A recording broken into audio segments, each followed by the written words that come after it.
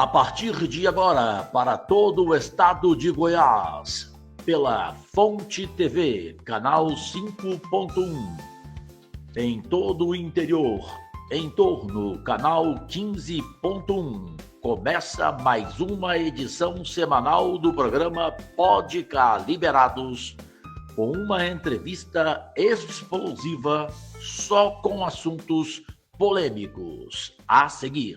Goiás é o estado número 1 do país e todo goiano faz parte dessa conquista. Somos o estado número 1 na segurança pública, com queda recorde na criminalidade.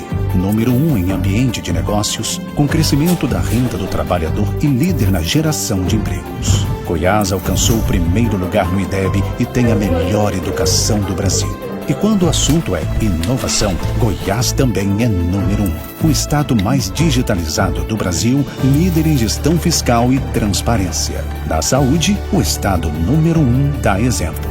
Atendimento regionalizado, com 8 novos hospitais, 6 policlínicas e 1.000 leitos de UTI.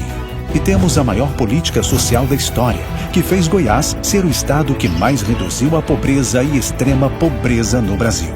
E sabe o que é melhor? Em 2025 tem isso tudo e muito mais. Governo de Goiás, o estado que dá certo e é o número 1 do Brasil.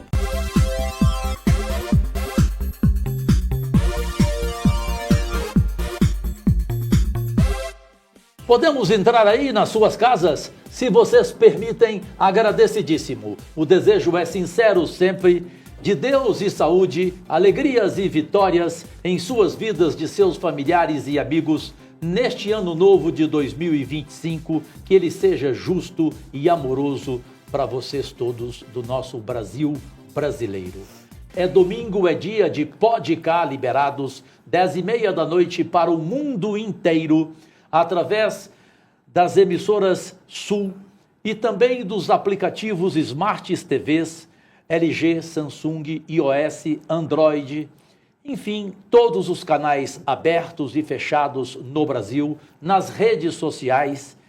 E você que participa todo domingo com os comentários, a imprensa que repercute todos os nossos entrevistados, o nosso agradecimento e o prazer de sempre, eu, Cajuru, seu simples ser humano, de ter como companhia na entrevista ela, guerreira brasileira, acima da média em todos os sentidos, especialmente agora na vida pública, como senadora aqui no Distrito Federal, Leila do Vôlei.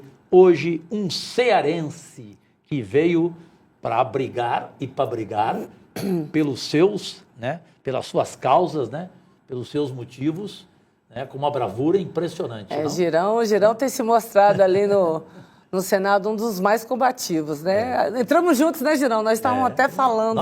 Nós três entramos. Prazer estar com você aqui, amigo. Olha, a honra é toda minha, viu? Olha, quando é as coisas de Deus, né? Quando é que eu imaginava na minha vida de estar sendo entrevistado por essa lenda que é o Cajuru, né? Que tem uma história impressionante no jornalismo e na vida pública.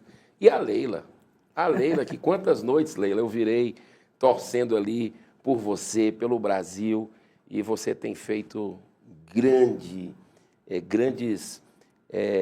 iniciativas no Parlamento brasileiro, né? E é uma honra estar com vocês dois, participando desse programa, que tem dado uma repercussão muito grande, porque eu ando na rua, na praça, como vocês, e as pessoas comentam bastante. Para nós também é um prazer. Nós, sem dúvida alguma. Brasileiras e brasileiros, minhas únicas vossas excelências, o Eduardo Girão, para começar com ele como senador pelo estado do Ceará, onde ele é muito querido, eu vou sempre, inclusive fico na casa dele, ali na praia, ele tem esse carinho. Aliás, chega na casa dele, tem tudo arrumado, tem vinho, tem comida. É cearense, todo cearense é cuidadoso. Cuidadoso acolhe muito bem. Essa é a palavra, Leila, você a definiu bem.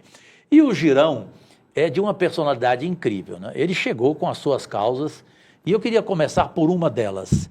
Você acha que agora, em fevereiro, o Senado aprova ou rejeita jogos de azar? A gente tem que dar um passo corajoso em defesa da sociedade e nesse ano ainda fiz o pedido ao presidente Rodrigo Pacheco, levei os projetos para a gente pelo menos fazer uma contenção do que está acontecendo hoje. Nem que seja nos horários de publicidade, no regulamento de... Aquela ideia minha. Exatamente, ideia sua, da questão de jogadores, de atletas... Cartões amarelos, vermelhos. De também técnicos, de pessoas que influenciam as pessoas para jogar. Cartão amarelo, porque você aposta em tudo numa partida. Escanteio, arremesso manual. Está acabando com o futebol, está acabando com a vida. Futebol. E a gente não pode transformar o Brasil numa república da jogatina. É isso que estão querendo fazer. No meu modo de entender, a gente deveria acabar. Chegar e dizer, não pode mais. E eu perguntei à presidente da Anatel, Cajuru presidindo de forma brilhante a CPI das manipulações esportivas, e nós recebemos essa semana a diretora da parte de automação, né, da Anatel, e ela colocou, é possível sim, é possível fazer um monitoramento, se ampliar um pouco as atividades, né, vamos dizer, a jurisdição de atuação da Anatel, a gente pode bloquear tudo, né, pode bloquear os sites. Então eu acho que a gente vai ter que partir para uma decisão como essa para defender o brasileiro dessa tragédia que é o vício em apostas, em cassino, em bingo, e tem até jogo do bicho nesse projeto. Né? Você imagina a lavagem de dinheiro, né? Porque nos Estados Unidos, Leila, que é a meca da jogatina, se você entrar na página do FBI, faz esse teste, entra na página do FBI, que você vai ver em Nevada, que é onde tem Las Vegas, a quantidade de jogos ilegais que tem, de cassinos ilegais. E lá que é legalizado e que tem um trabalho forte de fiscalização. Tem milhares de casas fazendo apostas ilegais. Tu imagina no Brasil o que queriam fazer. E o argumento, só para a gente manter esse raciocínio nosso, é sempre a geração de empregos e a arrecadação, o aumento da arrecadação, Girão. E o que você tem a falar para essas pessoas, né, para o lobby, né, para os lobistas que estão lá no Congresso, diariamente falando isso? Muito bem você ter colocado isso. É uma falácia, na verdade, que não se sustenta em pé. E segundo a associação do pessoal do Ministério do Trabalho, lá dos Estados Unidos, né, que tem um nome que eles fazem, que é como se fosse o nosso Ministério do Trabalho aqui. Os cassinos e bingos pagam muito menos aos funcionários do que o comércio, do que o serviço. Então, é uma atividade que eles colocam lá embaixo, né? Então, perde sobre todos os aspectos, porque o que você ganha de emprego aqui, você perde em outros setores e paga mal os que vão ficar. E como que você combate a tese de que o cassino gera empregos? Justamente com relação a isso. Por quê? Porque existe toda por exemplo, lá em Macau, você pegar os dados da Associação dos Corretores de Imóveis, tudo o que está ao lado do cassino quebra.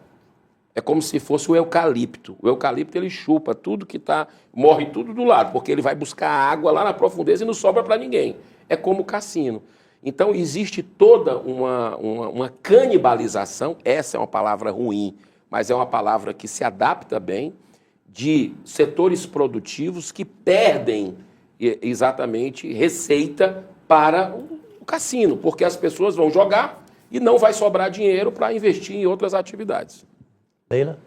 E você acha que esse placar aí, vocês comentaram agora, que eu lembro, que quando o Girão, assim, desde o primeiro momento que nós começamos a tratar, né, que começaram a ventilar a respeito da legalização, você já reuniu toda uma documentação, né, trouxe pessoas da área para argumentar, para contra-argumentar. Hoje, como é que você vê a realidade dentro do Congresso? Você acha que essa legalização não passa? Olha, nós tivemos uma perspectiva de votação essa semana. Sim. E pelo ambiente do plenário ficou tão claro que ia perder de lavada. Que o relator resolveu tirar o projeto de pauta. Mas não foi votação de Beto, só para ficar bem claro. Não. Foi votação de cassino. De cassino e jogo, bingo. E bingo. E jogo do bicho, que está tudo junto. Isso. Né? E a lavada seria essa. A lavada seria derrotar o projeto. E eu nunca percebi uma mobilização tão grande como eu estou vendo. Eu sou espírita.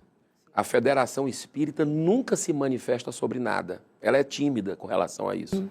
E ela fez uma manifestação fortíssima, a Federação. CNBB também. A CNBB fez 3 notas. Eu nunca vi ela fazer 3 notas seguidas com relação a isso. Os evangélicos Também. nem se falam, se reuniram os grandes líderes evangélicos do Brasil, assinaram a nota essa semana. Então, sem falar na PGR, Procuradoria-Geral da República, que tem 2 notas técnicas preocupada com lavagem de dinheiro, com essas coisas. O ex-presidente do COAF que se manifestou, a Associação Nacional dos Delegados da Polícia Federal, firme, o Sindifisco também, que reúne auditores fiscais. E sejamos sinceros, o governo Lula liberou e não pediu para a gente votar a favor. É verdade. Não, e mais do que isso, e eu tenho que elogiar. Né? Eu tenho que elogiar, a gente critica, eu sou da oposição, mas já votei projetos do governo Lula, como os mais médicos. Né? O que é bom para o Brasil, eu estou junto. Essa coisa não mistura para mim. Agora, o governo Lula fez algo muito positivo com relação a esse projeto, tanto o ministério comandado pela Simone Tebet, Isso. que é o Ministério do Bem Planejamento, lembrado, bem lembrado. como o Ministério da Fazenda, fizeram notas robustas, mostrando o perigo da legalização de bingo e cassino no Brasil. Então, eu acho que o bom senso prevaleceu, esse projeto não vota esse ano, e eu espero, viu, Cajuru, com a ajuda sua, a ajuda da Leila, que são pessoas comprometidas com uma sociedade saudável. Saudável. Nós estamos vivendo um momento da humanidade muito preocupante, né? Onde os valores estão invertidos, né? E eu espero que esse tipo de projeto não tenha mais nem condição de votar no Senado Federal. Eu acredito que se a gente não der um passo nas bets, ou para proibir, ou para dar uma contenção geral, a gente não pode nem cogitar a possibilidade desse projeto votar para a pauta, porque a gente sabe o que é que está em jogo aí, e o que está em jogo é péssimo para a população e vai beneficiar magnatas. E eu vou além. Magnatas de um país chamado Espanha.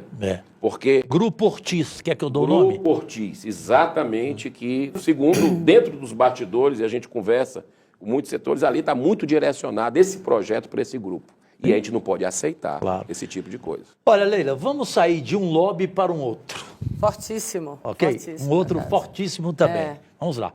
Só lembrando que eu tenho certeza que o presidente Lula, que aceitou a minha ideia, e também a do Romário, que ele vai fazer o decreto-lei e a gente, de repente, chegar à conclusão de que você só pode apostar no resultado do jogo e pronto, acabou, em função da existência das casas de apostas como patrocinadoras principais dos times de futebol, dos veículos de comunicação e tudo mais. Mas respeito à opinião contrária do senador Eduardo Girão. O outro lobby se chama cigarro eletrônico.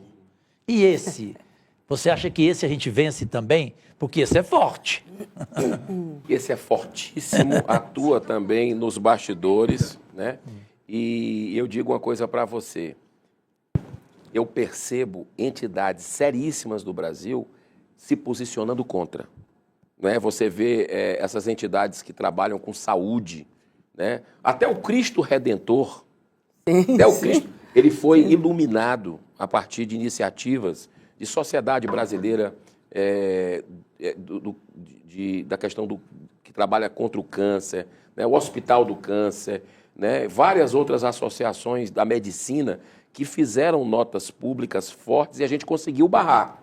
Né? Mas a gente sabe que está na tocaia esse projeto e quando a gente menos espera, Inclusive, você apresentou um projeto. Apresentei um projeto para proibir vapes, completamente, né? Exatamente. Porque a gente já viu, eu morei nos Estados Unidos um período e vi o estrago que aconteceu e está acontecendo lá, né? Da juventude, banalizou completamente. Eu perdi o meu primeiro suplente por causa do cigarro eletrônico. É incrível. E o quanto que está afetando, né, a saúde dos jovens. Criança, o que tem jovens, né? jovens com infecção pulmonar. Assim, é muito uma sério. arma química. Isso. É uma arma Você química fala contra muito os jovens, isso. Né? E é uma verdade. Sim, esse sim. é um assunto que é debatido no mundo todo e muitos países estão voltando atrás. Porque Revendo, né? Estão revendo. E o Brasil, vamos combinar, o Brasil é referência internacional no combate ao tabagismo. Sim, eu relatei um Você relatou de José Serra, do o último, Serra, que é o último grande projeto dele. Então, o Brasil conseguiu, em vários governos sucessivos, eu acho bacana isso, é uma política de Estado, né? Não é de um governo de ideologia e tal, o Brasil conseguiu reduzir o número de fumantes de forma drástica. E aí, isso impactou positivamente no SUS, baixando os custos. Né? Então, a gente mostra. Aí vale para o jogo. Tudo de ruim tem esse mesmo argumento. Droga, Sim. maconha. Você pega a questão do que você pode arrecadar, liberando, legalizando, não compensam o impacto que vai ter na rede pública de saúde para tratar as pessoas, seja da ludopatia, com relação ao vício em jogos, e hoje a gente percebe que o vício em telas, que é outro debate que a gente tem na Comissão de Educação, está gravíssimo ao ponto de, corretamente, o governo federal procurar fazer aí uma proibição de celular. Eu acho que a gente tem que evoluir. Estamos indo para esse dentro debate. de sala de aula. Estamos indo para esse certo? debate. Porque o nível de atenção vai para o espaço, de dependência ali, de interação com o professor e com os alunos.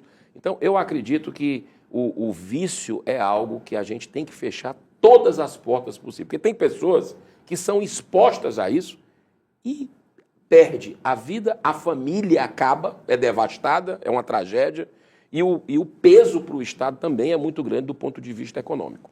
Leila do Vôlei Admirável. Girão, eu vivi com você o debate dos CACs. Né? A questão do desarmamento.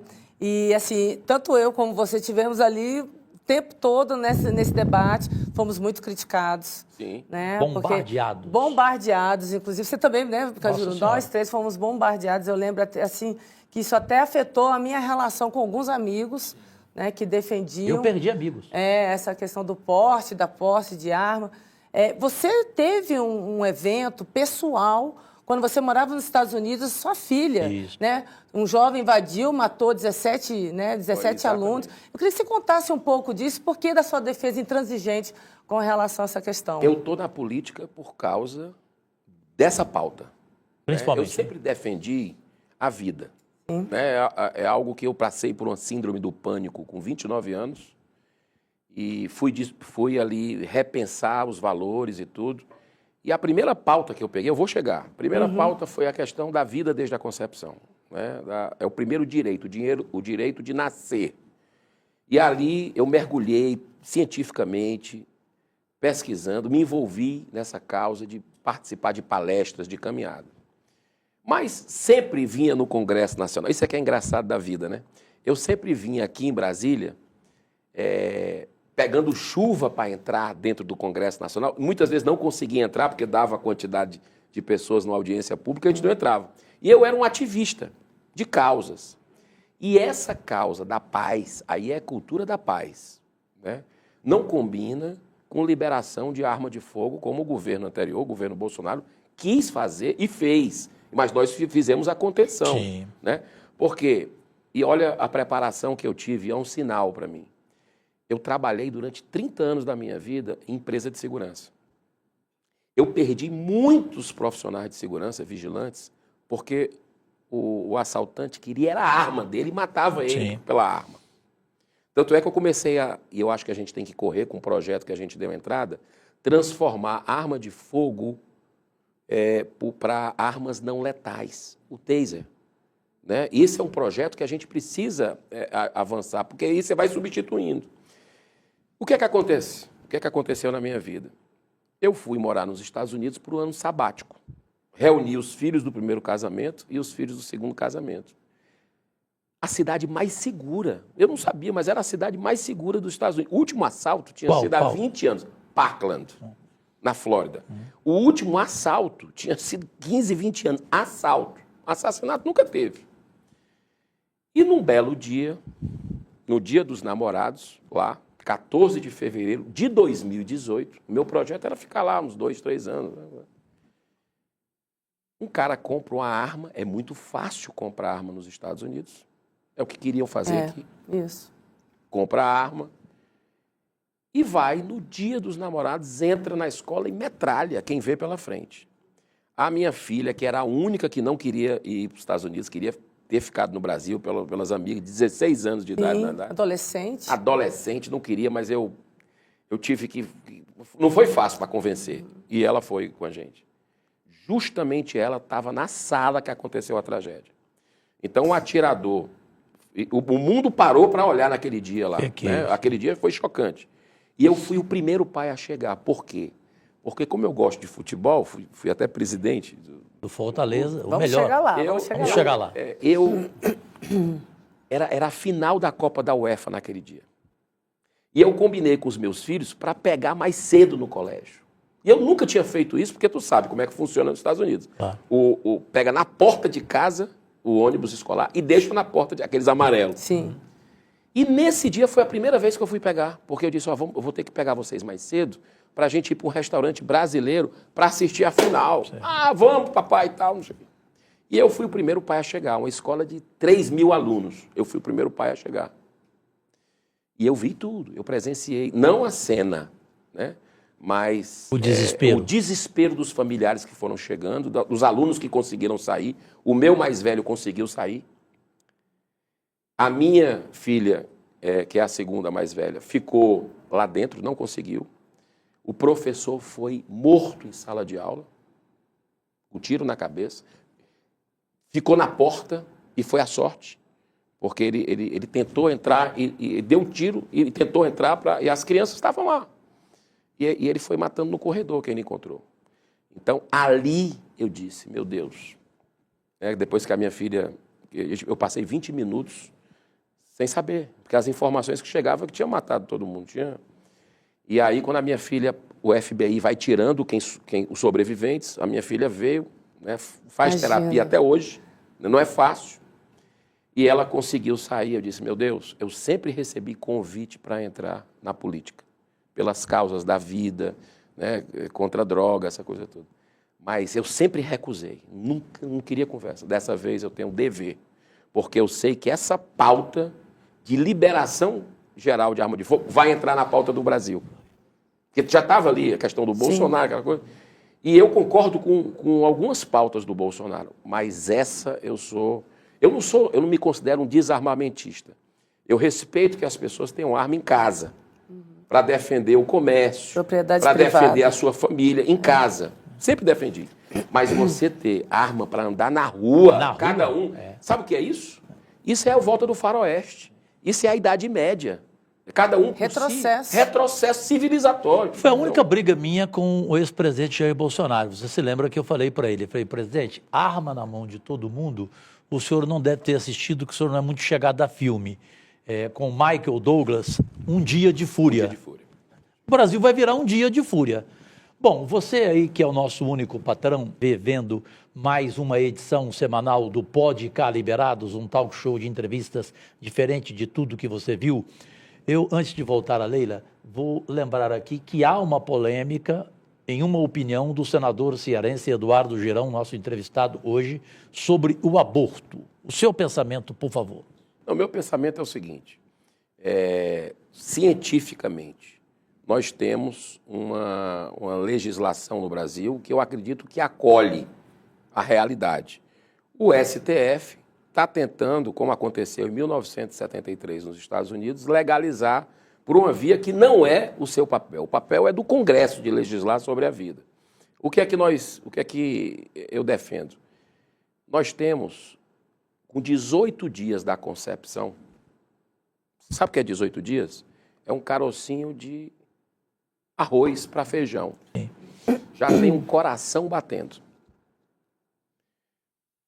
Com 11 semanas, que é a DPF, que está lá no Supremo Tribunal Federal, que, no meu ponto de vista, está invadindo a competência do... Não só nisso, em muita coisa no Brasil, tanto é que nós estamos vivendo uma insegurança jurídica, eles querem liberar o aborto até a 12ª semana de gestação, que já é aquele bebezinho, né, que nós temos ali o fígado formado, os rins, todo formadinho. O tempo, a diferença dele para a gente é o tempo.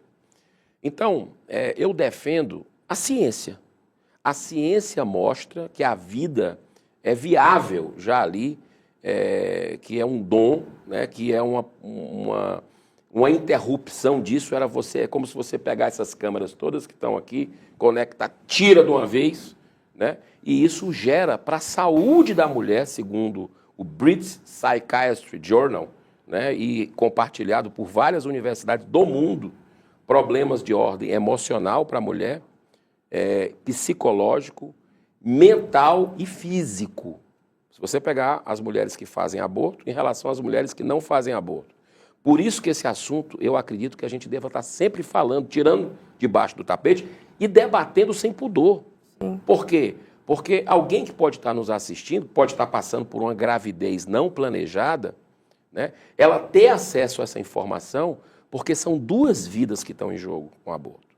A vida da criança e a vida da mulher, que fica com a saúde prejudicada para o resto da existência. Você pega esse dado do British Psychiatry Journal, mostra que a mulher que pratica o aborto, ela tem uma propensão muito maior a desenvolver crise de ansiedade, síndrome do pânico, envolvimento com álcool e drogas e o suicídio.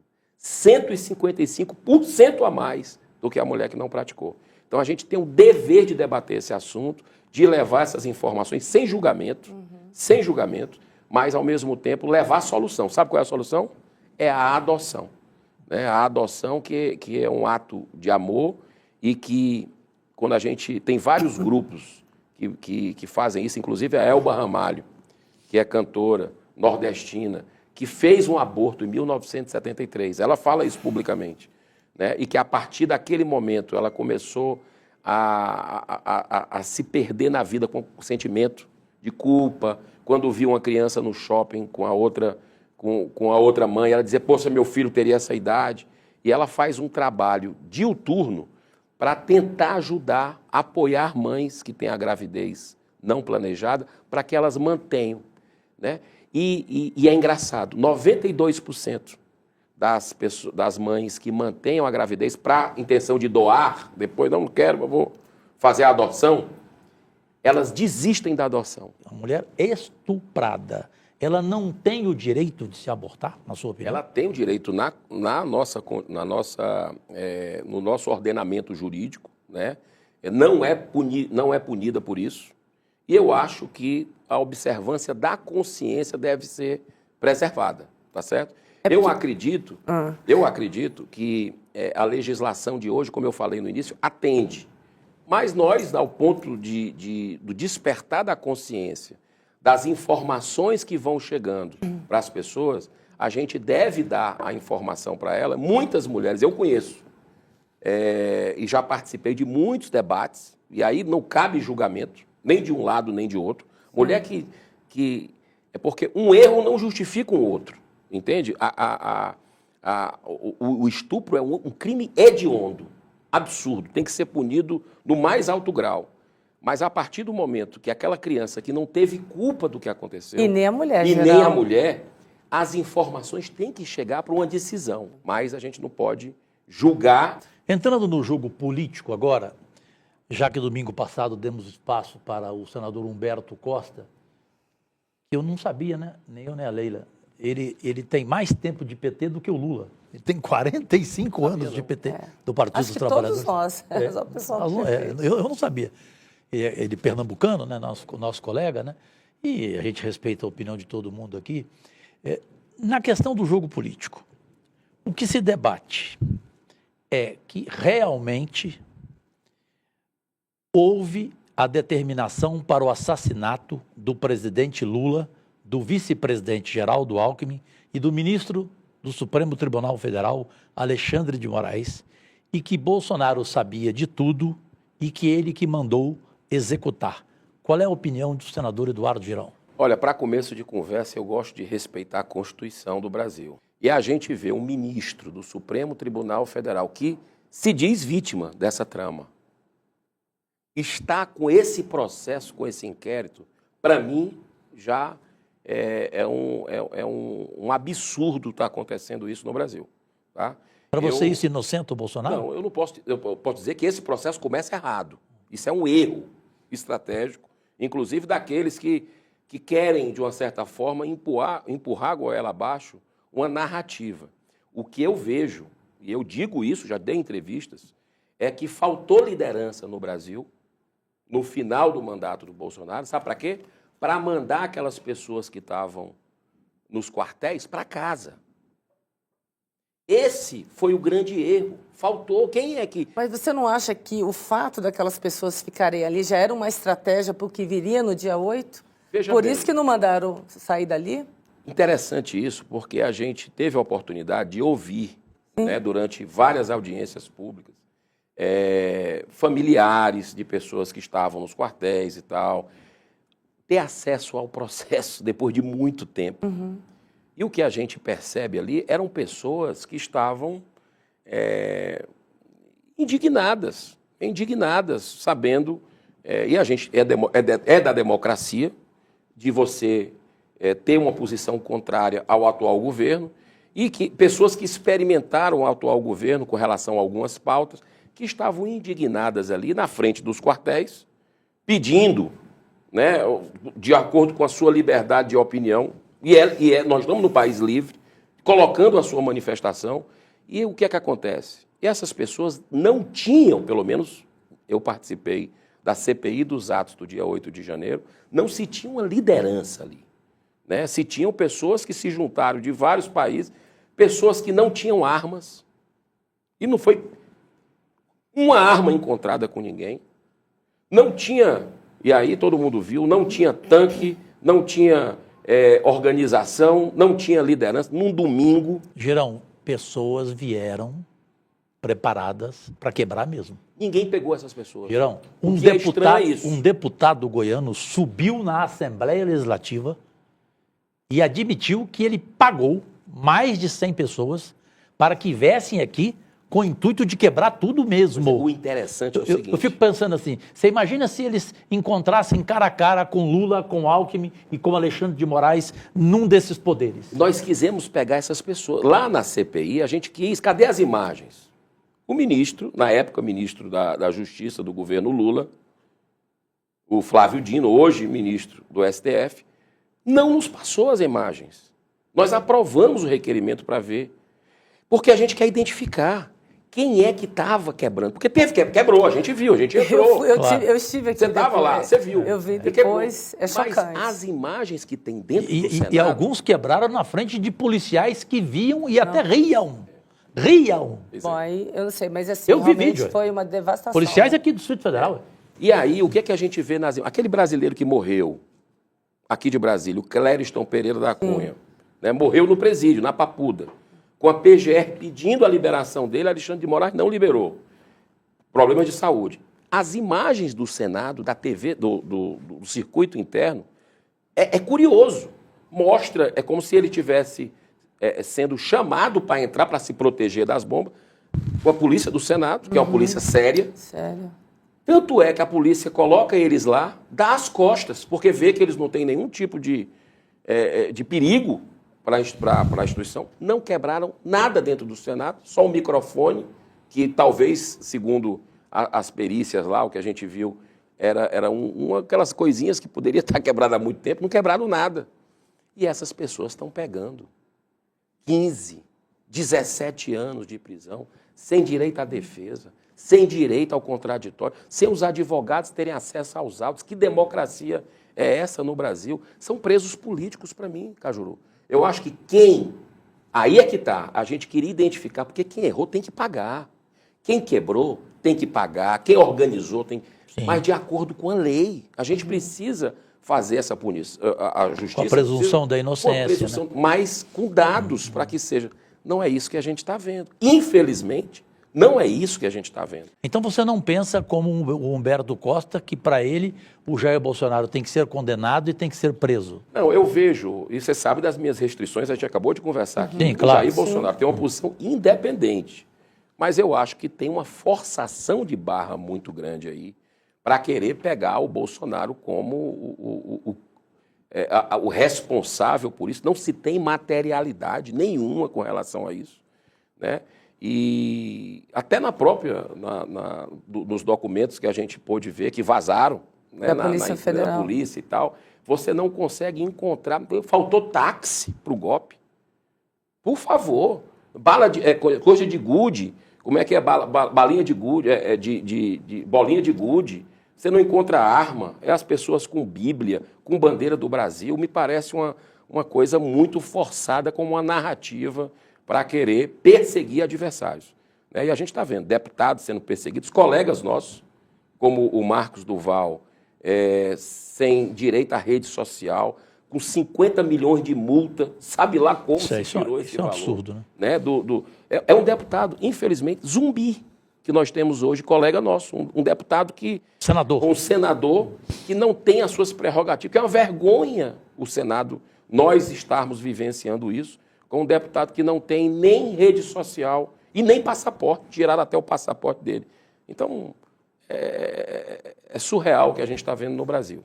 Leila. Recentemente, nós tivemos ali no STF um cidadão que foi intitulado como Homem-Bomba, né, que morreu ali na frente do STF recentemente. Assim, o que você achasse que aquilo foi uma ação isolada? Eu achei aquilo lamentável, né, tudo aquilo, né, porque nunca se resolve nada pela violência. Um protesto, ele tem que ser feito, né, mas sem nenhum tipo de violência. Então, por isso que eu acho que nós precisamos, Cajuru e Leila, você que está nos assistindo, ter muita razoabilidade nesse momento, né? Se quer buscar uma pacificação do país, vamos aos fatos, por exemplo, eu sou favorável à anistia. Pessoas que estão recebendo aí 15, 17 anos, que estão desesperadas, empreendedores, né, sem direito à defesa.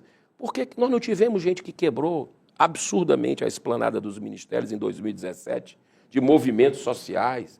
E ali foi típico de terrorismo, né? Queimaram tudo, gente se feriu. E essas pessoas, cadê? O que é que aconteceu com elas? E agora, vamos mudar a lei. Tem lei do senador, tem um projeto de lei do senador Alessandro Vieira, né? Se eu não me engano é do Alessandro, que para criminalizar qualquer tipo, mesmo que não execute, qualquer planejamento, seja de golpe de Estado, seja de atentado terrorista, mas você no Brasil, na legislação atual, você tem que cumprir o que está hoje.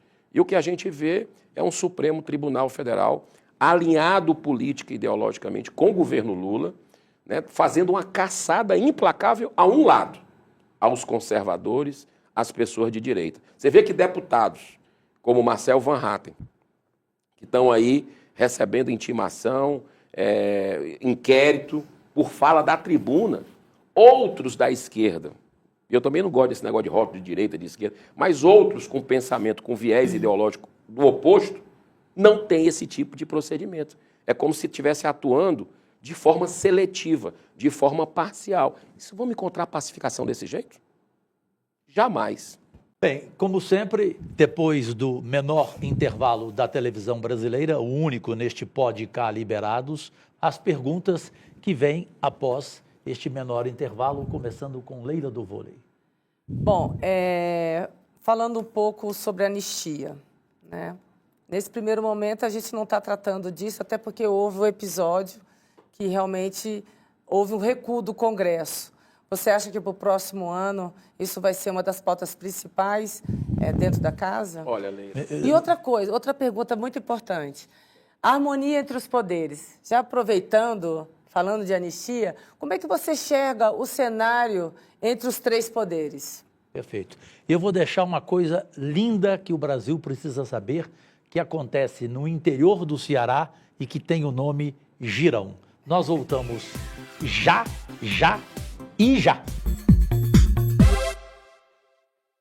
As matrículas escolares estão abertas. E a educação em Goiás, tá como? Tudo reformado?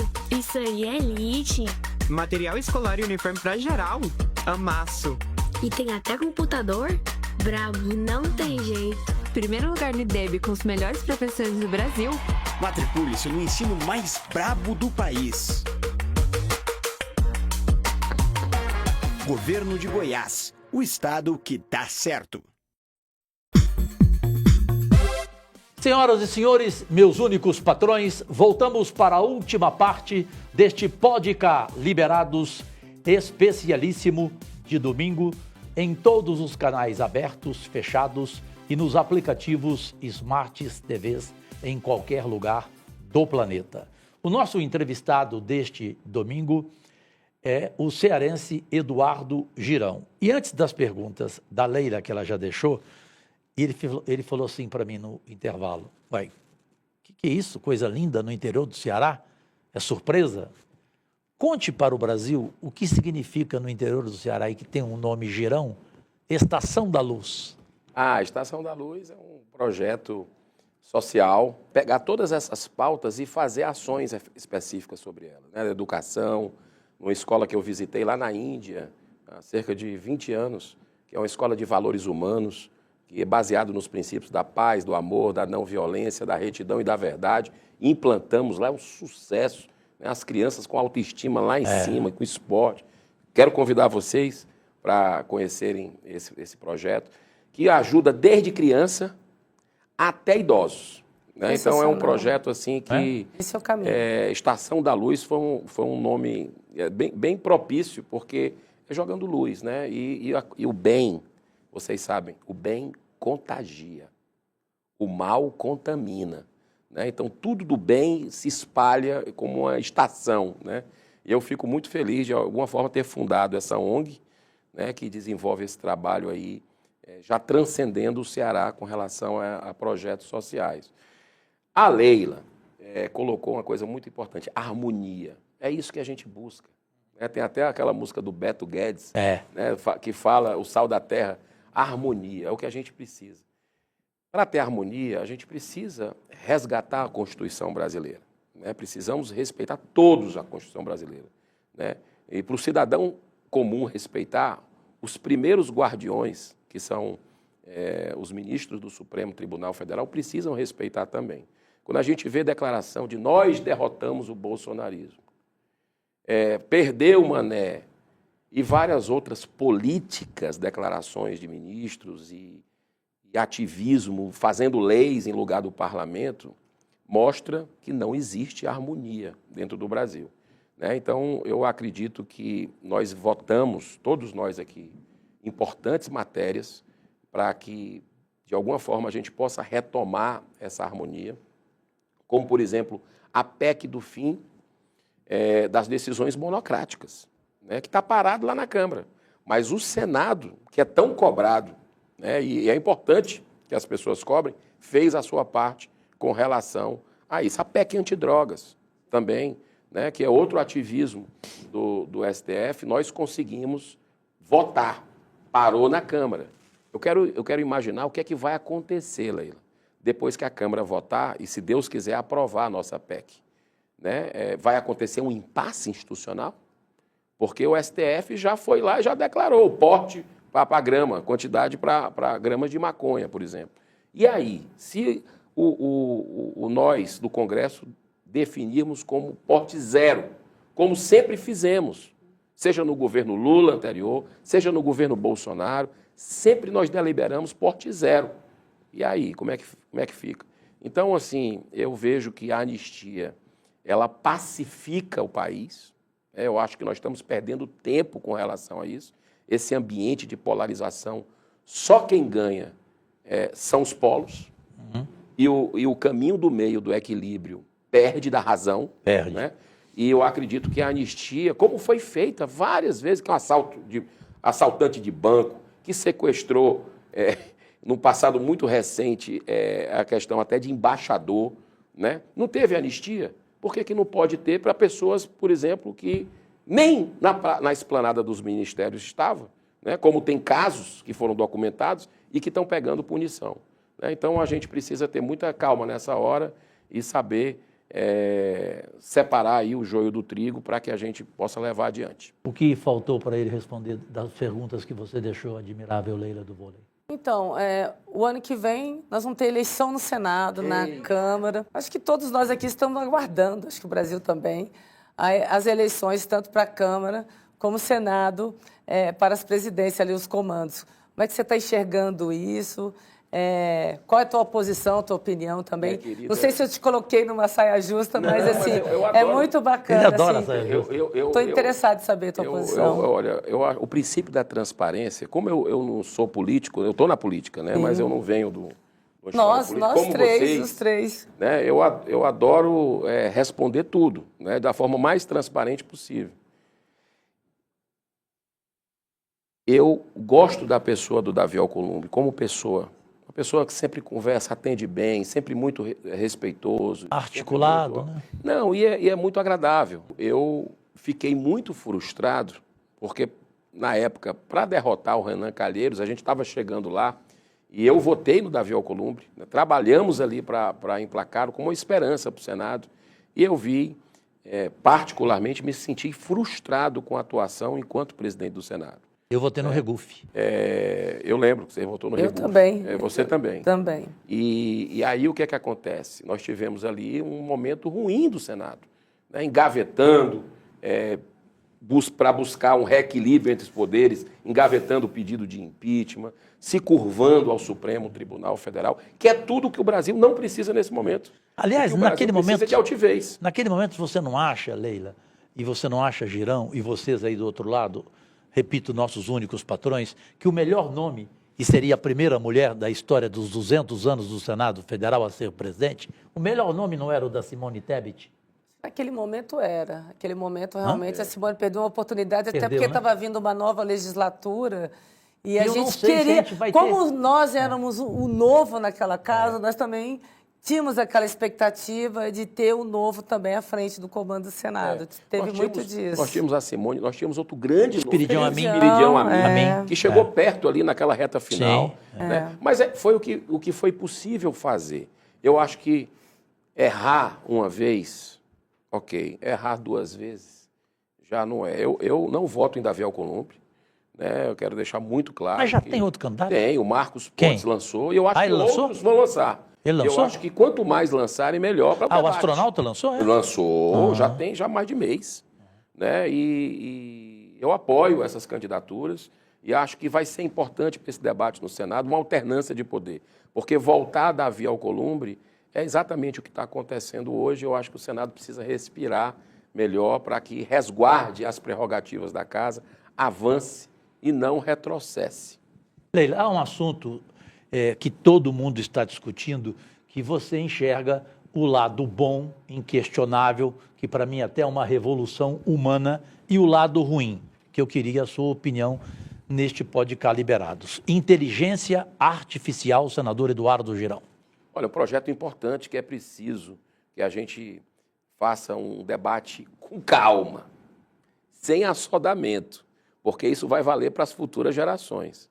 Né? E não é o que eu estou vendo isso. Eu estou vendo uma ânsia muito grande de fazer. Né? Me preocupei bastante com um dos itens, que é como se criasse uma super agência para dizer o que é verdade, o que é que não é. Poxa, ninguém aguenta mais censura, ninguém aguenta mais. Tem 61% dos brasileiros com medo, segundo uma pesquisa recente, de se posicionar nas redes sociais. Isso não é democracia o que a gente está vivendo. E aí tem esse dispositivo, melhorou. O senador Eduardo Gomes fez um trabalho muito bacana, hercúleo, tirou muita coisa, mas ainda ficou isso.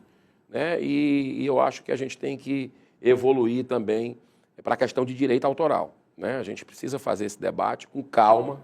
Você não participou da comissão, a Leila participou? Participei. Eu não participei. A maioria dos senadores não participaram, porque era uma comissão especial. Isso. Então, está marcado essa semana, né? Terça-feira, mas eu pedi, inclusive, na sessão, para o presidente adiar, deixar isso para quarta, pelo menos, ou para outra semana, para que a sociedade possa se inteirar do que está ali, para a gente não fazer algo... Até os próprios senadores, né? Tem muitos, como você falou, que não tiveram acesso. Girão, agora vamos sair um pouquinho dessa tensão política, vamos falar um pouco de esporte? Bora, né? bora. Você também é um torcedor, foi dirigente, né? Está muito envolvido e é muito envolvido ainda com o Clube Fortaleza. E está indo muito bem, né, no Campeonato Brasileiro. Está gostando? Esse muito bem começou com ele. Por isso que eu quero ouvir. O time era da Série C. Pois é. É ele que tirou o time da Série C, o Girão. Pois é. Leila, Me fala um pouquinho como torcedor, dirigente. Eu vou falar uma coisa, porque isso emociona a gente, né? O meu pai sempre foi muito ausente, viajava muito, né, trabalhando e tal. E o filho, eu e minha irmã, eu mais velha, minha irmã, 4 anos antes, 4 anos mais nova. E o meu amigo de infância ali, né, onde eu era o Fortaleza. Então eu arrumava pequenininho o jeito para pegar carona, para ir para o estádio, para ir para treino, né? E nunca imaginei na minha vida que um dia eu podia ser presidente desse clube centenário, que é o Fortaleza. E eu fui o presidente dele na véspera do centenário. Eu poderia ter sido o presidente do centenário do clube. se eu tivesse algum interesse político, inclusive. Porque o meu mandato era de 3 anos. Começou em 2017. 2018 é o centenário do clube, né? Eu tinha mais um ano pela frente. Mas eu entrei para...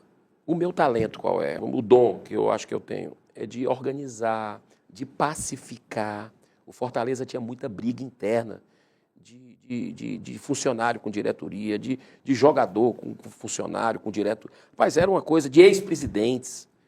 E nós conseguimos ali, em 7 meses, muita gente acha que eu passei muitos anos no Fortaleza, foram 7 meses como presidente. Sim. Nós conseguimos fazer um trabalho forte de pacificação. Você interna. teve um achado que foi o Rogério Ceni como técnico, né? Foi. Ali foi a última, vamos dizer, saindo do Fortaleza, foi o que me deu tranquilidade para sair e deixar o Marcelo Paes, que hoje é o presidente, está fazendo um grande trabalho. Era o meu primeiro vice. Muito bom mesmo. Que entende muito mais de futebol do que eu, né? Porque eu compreendo, de É difícil administração. no futebol um dirigente falar isso. E deixamos organizados o clube, né? Com superávit, tranquilo. E ele deu uma sequência maravilhosa, né? Porque entende do esporte em si, Esse ano da gestão. quase que o time vira vice-campeão brasileiro e poderia ter sido campeão. E está entre os 5. Quando a gente assumiu o Fortaleza, ele estava na 3ª divisão do Campeonato Brasileiro. Isso que eu falei, Em 2017 agora. Série C, né? Você imagina o que é a 3ª divisão? Que Nem salto, jogo televisionado né? ele Que sabe. salto, que Não tem salto. dinheiro, não tem patrocínio, não tem nada. Não tem nada. E a gente conseguiu, né, com muita... E aí é um trabalho de equipe. Nossa, Tá? isso é incrível. Aí é um Paulo. trabalho de assim, e eu fiz questão, sempre tinha aquele mito de que para se ganhar no futebol, é um mito que sempre diziam, que tem que comprar juiz, olha que loucura, né? E, enfim, e eu disse, não pode. E outra coisa, e que jogador de futebol ia dar uma facada, como se diz, né? Ia dar uma chantageada na hora da partida mais importante. E eu disse, eu não acredito. Como é que o cara faz um gol e dedica para Jesus o gol? Faz uma defesa, dedica para Deus. Que história? Eles vão fazer isso? Eu me apresentei para cada um, cumpriram tudo o que a gente... Porque o respeito é a regra da boa convivência. Claro, claro. Eles cumpriram tudo, profissionais. E juiz, negócio de juiz, pelo amor de Deus. Nossa, né? Esse é um mito que acabou, graças a Deus. E o VAR, amigo dele aqui, negócio de VAR, ajudou Eu muito. falo VAR te catar. Eu falo VAR te catar. Reforma política, eu não sei a opinião da Leila. Até hoje eu não tive essa oportunidade de perguntar a ela. Mas eu concordo com o Girão, não sei se vocês vão concordar. Ele e eu pensamos o seguinte, que deveria diminuir o número de deputados federais de 513 para 300 e, para mim, ao invés de 3 senadores cada estado, 2. Fala sobre isso, Perfeito. porque nós dois pensamos iguais. Acredito. Inclusive, não tem nem cadeira suficiente lá, lá na Câmara. Só tem 300. Né? E tem 513 deputados, se tiver todos monte de lá no pé. centro. Então, assim, e você vê, em Congresso é uma coisa difícil. Né? Quando tem reunião de Congresso, e vai ter agora no final do ano, é uma situação um pouco complicada. Então, acredito sim que isso é importante. Outros países já adotaram. O custo vai lá para baixo e a representatividade não perde tanto. Também, Cajuru, eu quero lhe parabenizar pela sua iniciativa, que está bem amadurecida para votar. Esse ano, infelizmente, não vai estar na pauta. Acho que não vai estar. Que é o fim da reeleição. Passando de que é uma 4 para bandeira. 5 anos E o eu mandato. acredito que seja até consenso na casa, assim. Já sim. Hoje passa, hoje passa. tranquilo. Mandato de prefeito, governador e presidente de 4 para 5 anos e eleições a cada 5 anos e não a cada 2 anos. Ali, acho que E nós vamos eleições únicas. Únicas, gerais. Então, isso que vai dar de estabilidade para o país, de É segurança jurídica, porque de 2 em 2 anos você ter eleição, aí fica essa coisa de emenda, essa coisa para lá e para cá, que eu acho até assim, eu acho que o Brasil precisa de mais previsibilidade. E eu fico feliz, Cajuru, Obrigado. de ter assinado essa PEC contigo. E eu fiquei feliz de você concordar. E vamos que vamos aprovar isso enquanto a gente Deus está no quiser. Senado. Eu sei que Bem. vocês dois vão, se Deus quiser, continuar na casa. Eu não Eu já vou ia para reeleição. perguntar isso, eu já ia perguntar Mas isso. agora chegou aquele momento. Aí fica jura? sendo a sua última Mas pergunta. Então, deixa eu ser rapidinho. O que nós podemos esperar da sua vontade para 2026? Quais são os seus planos para olha o 2026? Até porque você encarou uma eleição agora para a Foi prefeitura. um milagre de eu ter Fortaleza. entrado para o Senado. Eu tenho consciência disso. Ali foi a mão de Deus, né, com a boa vontade do povo cearense que queria mudança. E, por princípio, respeito quem pensa diferente, eu sou contra a reeleição. Eu também. E 8 anos dentro do Senado, para mim, assim, eu já vejo muito tempo e é bom oxigenar, né? Então, assim, não descarto participar Do processo. de reeleição. Reeleição, estou Ok. fora. Né? Isso aí já deixei claro. De outro campanha mandato. do Senado. De outro mandato. Mas disputar, por exemplo, um governo, dependendo da conjuntura, Sim. que a minha área é de executivo, né? Então, pode ser uma alternativa, porque se eu estou na política, né, é para, de alguma forma, tentar colaborar, e eu vejo que o Ceará precisa de uma mudança grande na forma de fazer política, na forma de gerir o que é público. Bom, agora chegou o momento do Defina em uma palavra. E sempre começa com ela, Leila do Vôlei. Girão, defina em uma palavra democracia. Liberdade. Em uma palavra, Luiz Inácio Lula da Silva. Decepção. Liberdade de expressão. Fundamental. Em uma palavra, Jair Bolsonaro. Esperava mais. Rodrigo Pacheco. Esperava mais. Arthur Lira, em uma palavra. Decepção. Agora, para fechar, para morrer de rir. Em uma palavra, Cassino. Tragédia. Harmonia entre os poderes. Essencial. E agora, em uma palavra, Eduardo Girão. Idealista. Respondeu bem. É verdade. Irmão, prazeraço, você não tem Pertinho. noção, tá? É bom conviver contigo, é um prazer. E conviver no seio da sua família, com a Márcia, com seus filhos. Família incrível mesmo. Incrível. Gente, um Natal que vem aí, por favor, justo e amoroso, é o que quero para o meu povo e o que quero de coração para todos e todas do nosso Brasil brasileiro. E Leila do Vôlei e eu e Girão estamos aqui desejando Deus e saúde a todos e todas no encerramento de mais um Podcast Liberados no comando mundial da Rede TV e voltamos no próximo domingo, dia 15, sabe com quem? Uma entrevista que é misturada com um show artístico. Vai ser ótimo. Com Gustavo Lima, o cantor das multidões e o campeão mundial de redes sociais e de audiência em rádio e televisão. E uma pessoa super simpática. A Leila adorou conhecer. Adorei. Agradecidíssimo. Girão, paz e bem. Paz e bem. Muito É, obrigado, paz e bem. pessoal. Tchau, Um grande abraço. Fala.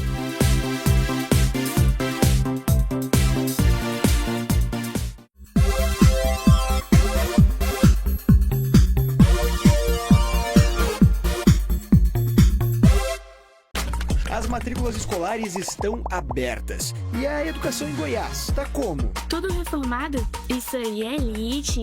Material escolar e uniforme pra geral. Amasso. E tem até computador? Brabo, não tem jeito. Primeiro lugar no IDEB com os melhores professores do Brasil. Matricule-se no ensino mais brabo do país. Governo de Goiás, o estado que dá certo.